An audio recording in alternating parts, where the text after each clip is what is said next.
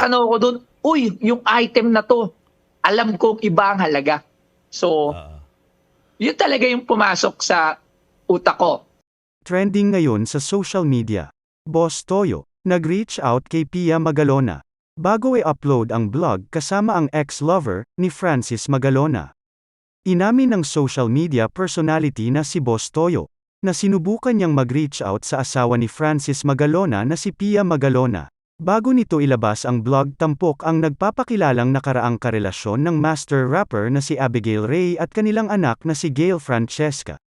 Sa kanyang panayam sa programang Julius and Tintin sa 1PH, ibinahagi ng social media personality ang kwento. Kung paano lumapit sa kanyang show si Abigail. Ani pa ni Boss Toyo. Nagpa-schedule yung isang cousin, na they will bring up something na magugustuhan ko. So sabi ko sige, go schedule natin. Binigyan namin ng schedule. Nung pumunta na sila ng Friday, I was expecting na Francis Magalona item lang. I wasn't na mayroong story na ganoon, lahad ni Boss Toyo. Para sa mga hindi aware, super fanny siya ni Francis at sa katunayan. Marami siyang mga biniling gamit at memorabilia na may kaugnayan sa master rapper. Gaya ng mga naging damit nito sa mga nakaraang music video at marami pang iba.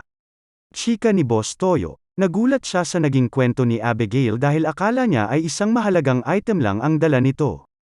Dagdag pa ni Boss Toyo, kinilabutan siya sa ibinahaging istorya. Nang nagpapakilalang nakaraang karelasyon ni Francis Magalona at matapos ang kanilang pagkikita ay agad siyang nag-search sa internet kung mayroon bang naging chismis noon na nagkaroon ng ibang karelasyon ang master rapper habang nagsasama sila ng asawa.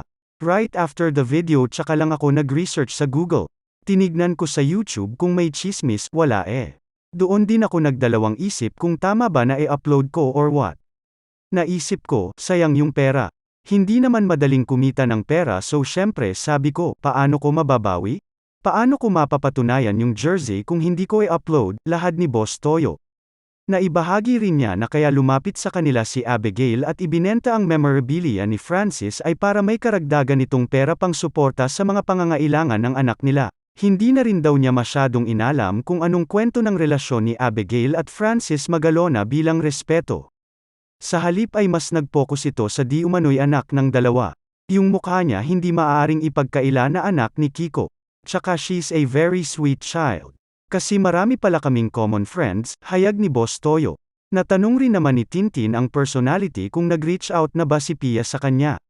Dahil minsan na rin silang nag-meet nang magbenta rin ito ng Francis Magalona collectibles sa kanyang shop. Hindi po. I did text her twice to inform her na nagpunta si Abigail and the kid and I informed her also through text that nakaschedule siya ng 8 AM to be uploaded, say ni Boss Toyo. Pagpapatuloy niya, so I didn't get a response, so sabi ko, baka. I don't know kung ano.